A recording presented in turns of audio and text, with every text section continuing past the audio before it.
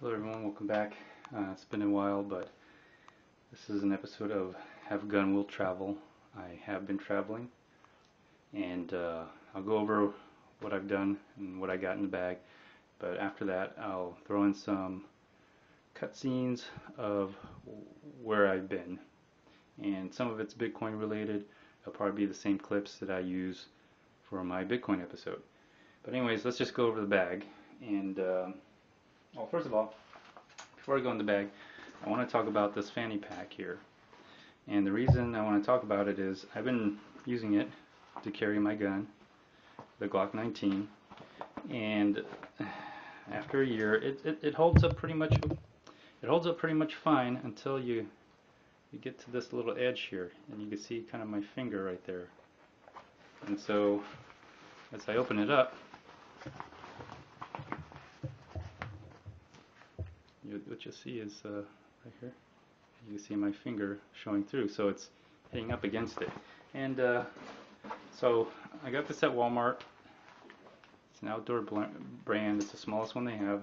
That's what I've been carrying it. And I just got another one at Walmart. And this one I'm going to hold a little bit different. You can see it's a little bit more worn. This is a little bit newer. Anyways, now that I carry my gun, this is how I carry it. I specifically, and yes, this gun is loaded with ammo, but now what I do is I cover the front and then the back.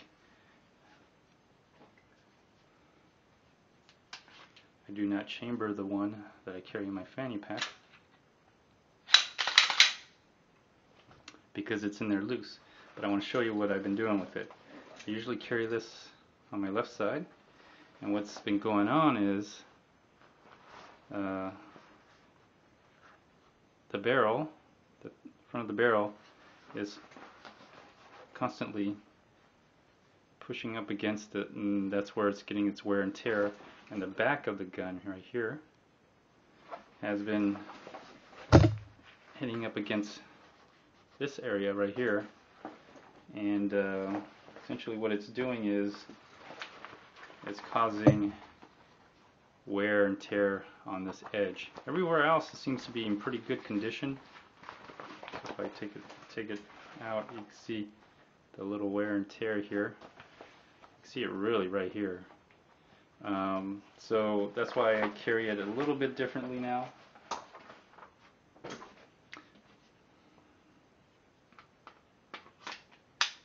So now I carry it a little differently. I used to fold this in half and then simply carry it kind of like this in the fanny pack. But you see the front and the back is exposed, and that's where you're getting a lot of, that's why I was getting a lot of wear and tear. So now I carry it a little differently.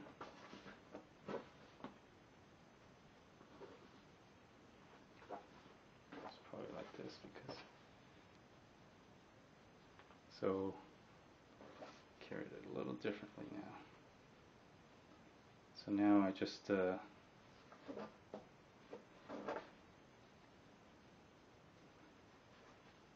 I had it.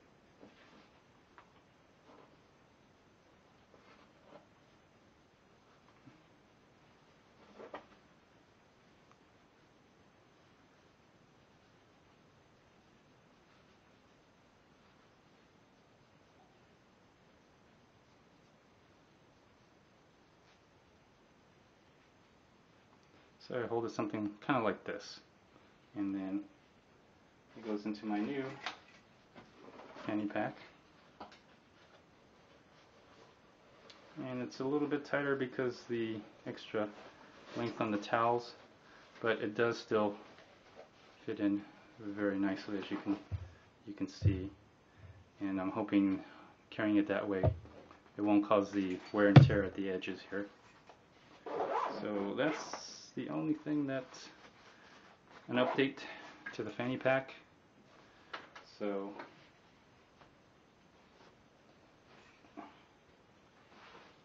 I'll try to be really quick about this. Okay, so let's see what's in here. What am I carrying in here? Oh, I carry a lot of these things here. I carry a lot of these. Dry packs.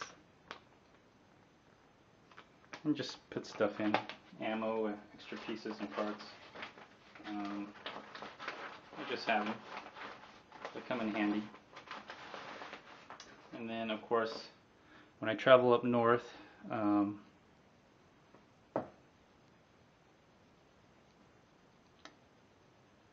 always want to wear a mask if you're out in the cold. So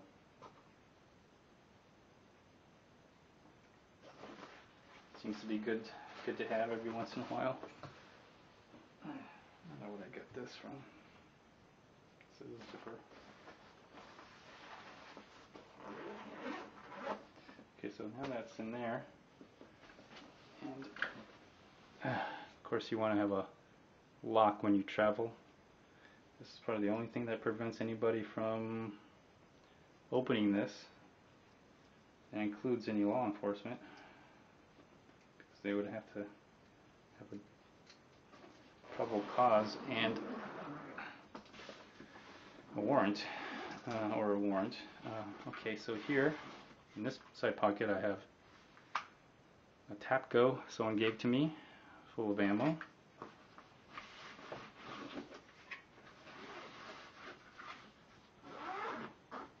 And I think I have one on the other side,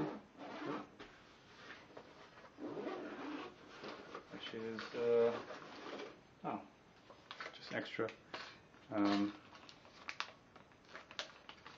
an extra clip, 30 round, and one of these, just spare parts.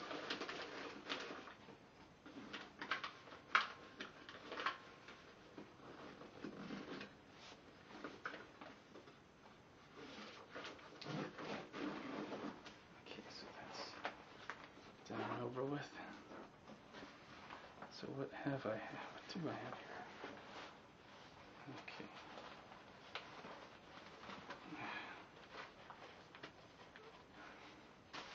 So, okay.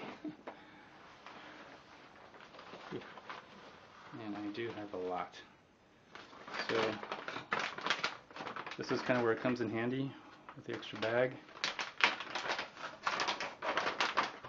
Here's my 80% lower completed.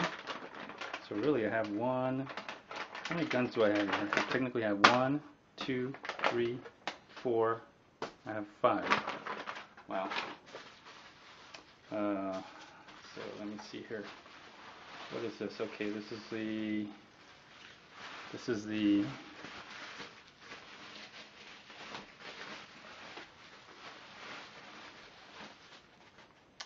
is the 9mm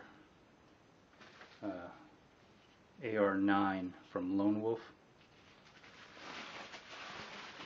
So that's the lower, and I think the upper is right here. Okay, but let's see what this is here.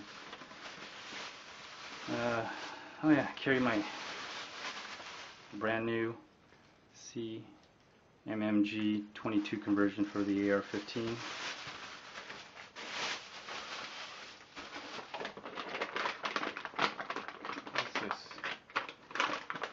What is this?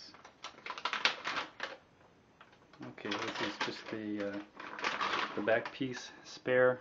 This is actually not a very good one because it doesn't allow me to, it doesn't hold open on the last round, so I use this as a backup. And that's why it's in here.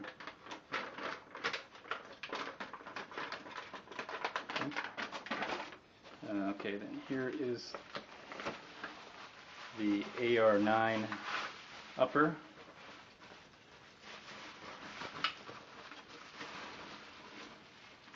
So there is the AR-9 upper. A little greasy with the what are these Magpul flip-ups or maybe M-Bus, yeah, Magpul M-Bus here. So this is for the 9mm.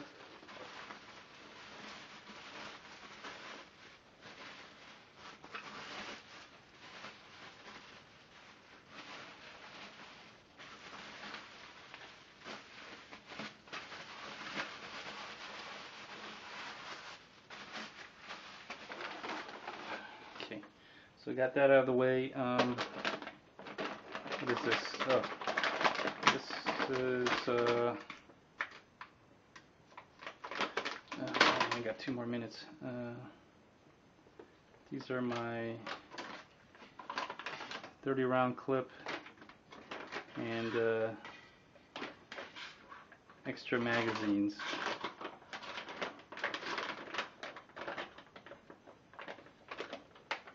With the speed loaders. 30 round clip, extra magazine, speed loaders. Some are loaded, some are not.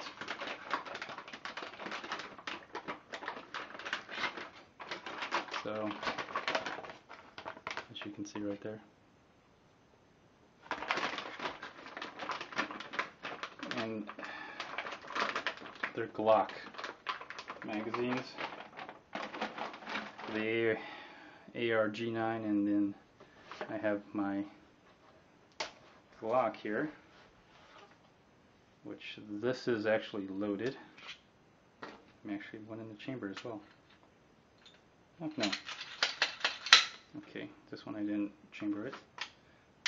But when I put it on, probably will be. So, yeah, I carry another Glock. I think that's the Gen 4. It's maybe the Gen 4, and that's a Gen 3. And then I have my Rossi right here. You can see that this is part of my belt.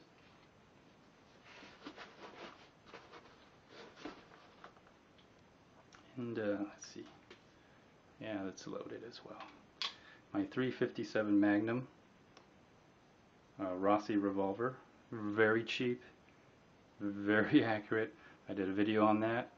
And .357 Magnum rounds in there. Very effective at stopping.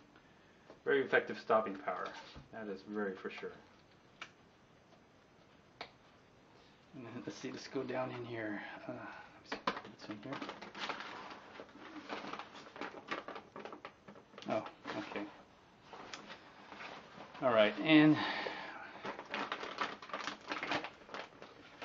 that's just a little extra piece right here. And then that's my AR-15 in here. Of course, you've seen that. Gosh, I'm not gonna be able to dig everything out, but I think I have my 22 in here, which is another fanny pack. This is. I've got a couple more minutes left here. This is the old. If I still have it loaded. Yep. Nope, not chambered. Okay. I still carry the Smith & Wesson SD9. I still carry that as a backup.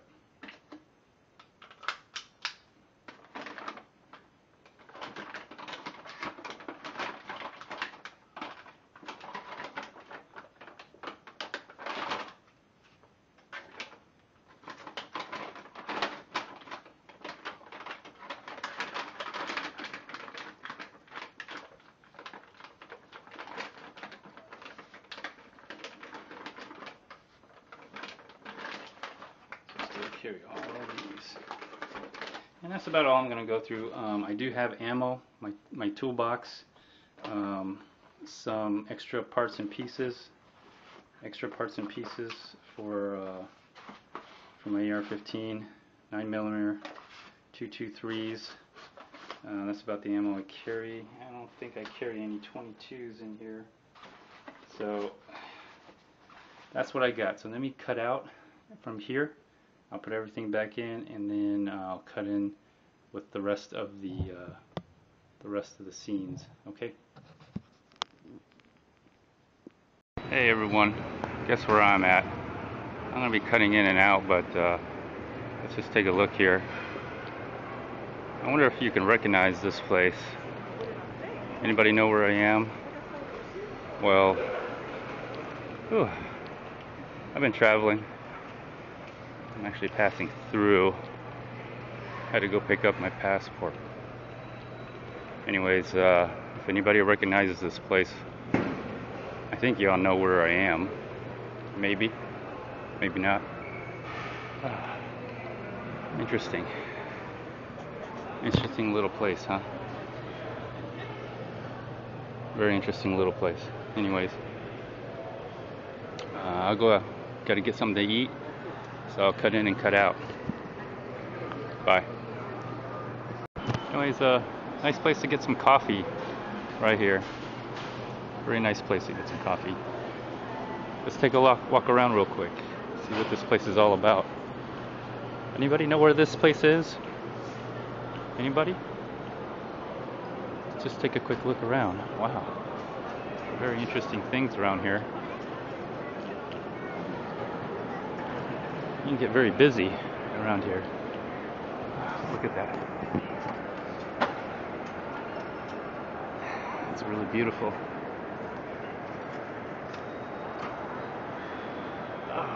NFL draft out here today. Interesting. Anyways, I'll see y'all later. Alright, I'm cutting in just to show you something interesting. Anybody know where this is? Anybody? Interesting. I'm going to try to show it. It's kind of a very overcast day, but there you go. Can't see it, huh? Anyway, I'm going to try to look around it here a little bit. See if I can show it in a better light. Anyways, anybody know where I am? Anybody? No? Nobody knows, huh? That's alright. That's quite alright. Anyways, let me cut in and cut out. Hey everyone, welcome back. Cutting back in. Anybody know where I am? Anybody? Well, I made it this far. It's kind of nice. Very lovely to see this. Never been here during the winter, but nor do I want to be. Anyways, it's cool. Better than Texas. Not so humid. Anyways, let me cut in and cut out. All right. Here's the lovely view of the falls inside the restaurant here, which is at the Elements at the falls. Thank you. Can I get anything else for you right now? No, I think that's. Give me 5 more minutes. Yeah, no rush. All right. And so there it is. I'm at the Elements at the Fall. This is my little soup here. Very high-class restaurant. And yeah, if you're wondering why I'm out here in Canada, obviously I'm here to, you know, collect on all my Bitcoin trades that I've done here from basically all the sex slaves out here in Canada. Do I have actually any real sex slaves? Probably not. But I'm making the assumption that the trades I get are most likely coming from back page advertisements, which there's nothing wrong with that, nothing illegal, but you have to make the assumption that those are being used by, well, of a more ruder term, how can I be more crude other than to say sex slaves? So anyways, let me cut in and cut out now. I'll show you a little bit more of the Niagara Falls area on the Canadian side. Alright, I'm cutting back in. I normally don't eat this extravagant, but you know, when you travel, you indulge yourself. Lamb and lamb sausage here. Anyways, yes, I do eat meat and enjoying the view. Hey, I'm cutting back in, and I guess I just want to show you this memorial of Nikola Tesla here. And they got a little statue over him over there. If you go onto the American Falls side, they also have the same, similar to statue representing Nikola Tesla. And if you do come here, I mean, it's, you know, worth visiting, I guess. If you know, if any of you know who Nikola Tesla is and what he's done for all of humanity. Well, he's the reason why you're able to watch this video. Not directly, but very indirectly. Anyways, let me cut in, cut out, and I'll show you other parts. Let me cut in, cut out. Alright, I'm cutting back in, and over there you'll see the American Falls. And somewhere up there is where you'll see the statue of, actually right, you can't see it, but right about here is where you'll see Nikola Tesla statue there. And of course you'll see the horseshoe, which is a little bit more dramatic than the American Falls. But as you see the buildings in the back, there's casinos over there, the Tower Casino, more casinos, hotels. And so if you look around, there's a lot of people here who cross the border every day very casually. You see the boats, the blue is American and the red over there is Canadian. They never cross, they just stay on their own side going up to the horseshoe. But you can see that there's a lot of activity here, and it's not too far-fetched that I've never actually done any Bitcoin trading here, but I do come on this side, especially along the border, because your cell phone still has service. If you're very close to the border, if you go further into Canada, you'll lose cell phone service and you'll get charged like crazy by your cell phone company. So I usually stay here. Many banks within a 6-mile radius from all over. There are many banks, Canadian banks. Same thing when you go on the U.S. side, 6-mile radius, you'll see many banks over there. So you can see a lot of things happening here, in which possible activity of Bitcoin trading that could happen. Very, very possible. It's not that far-fetched. U.S. can cross the border, accept Canadian money, go back, and easily convert that Canadian money at their local bank, or even trade Canadian money as a exchanger. But remember, you're not an exchanger. You are a currency trader. Okay, a real-life, physical, real-world currency trader for U.S. dollars for Bitcoin, and vice versa. Canadian dollars, U.S. dollars, and Bitcoin. And also, you could have a Canadian.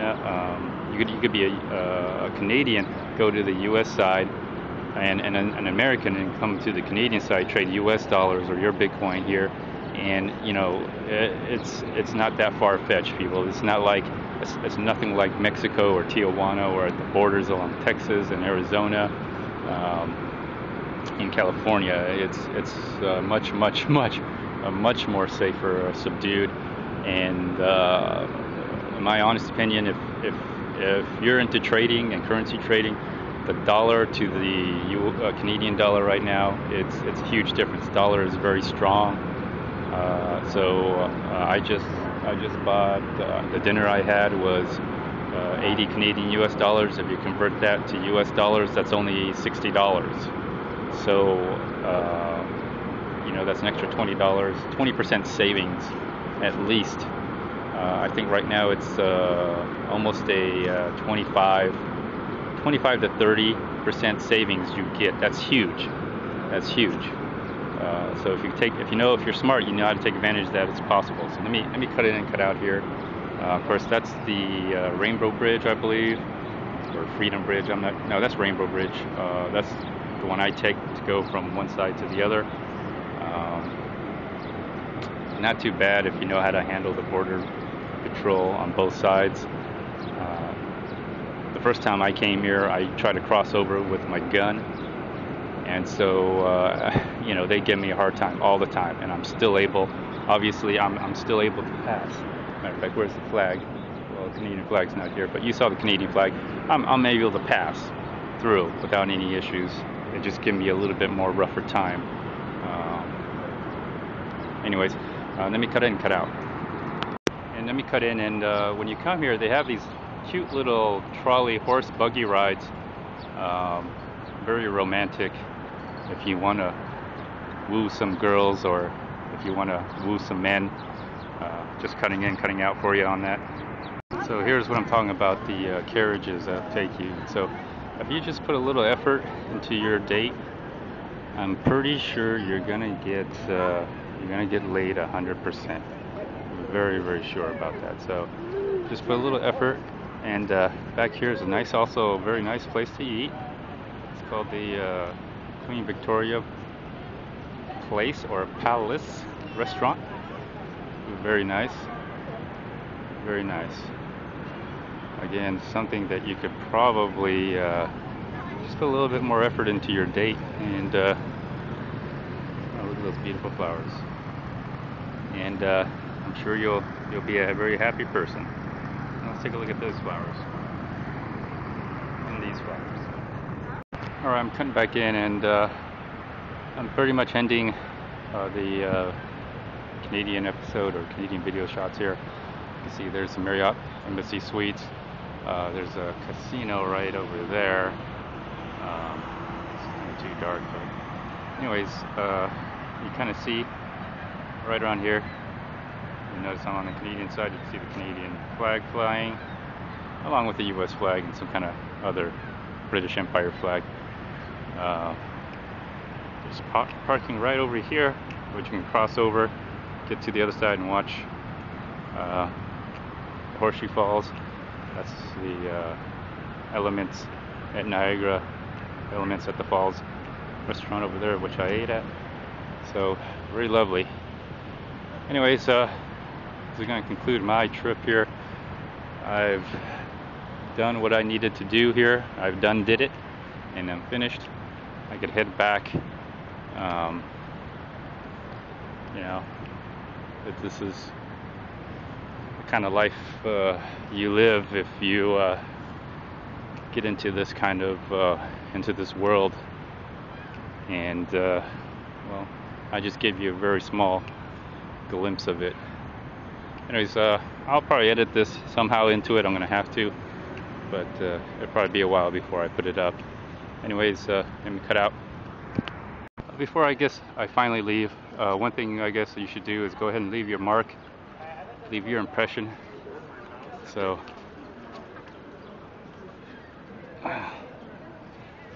there you go. I was here. Alright everyone, this concludes this episode of Have Gun Will Travel series. Just to let you know, I did travel, and the whole point of this is to show that you are allowed to travel with your firearms, depending on where you go and how you do it. I do have a carry and conceal license, so most where I am in Texas, it does allow me to, most states reciprocate with Texas carry and conceal license ease, and so I'm able to travel this way.